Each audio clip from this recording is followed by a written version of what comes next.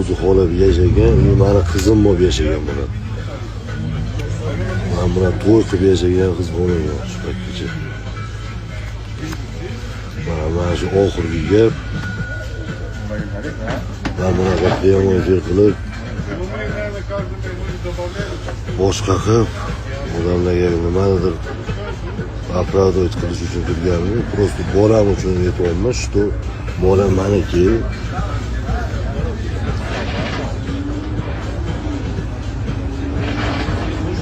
И любой joyda aytolaman.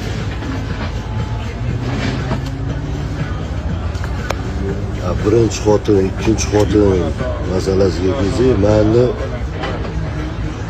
menda ayol bo'lmagan, qiz bo'lib yashaganman. Mani qizim bo'lib yashagan, kim yashagan bo'lsa ham shu paytgacha mani qizim bo'lib yashagan, hamma narsaga rozi bo'lib yashagan. Hozir uylanyapman, endi ayolim bo'ladi inshaalloh.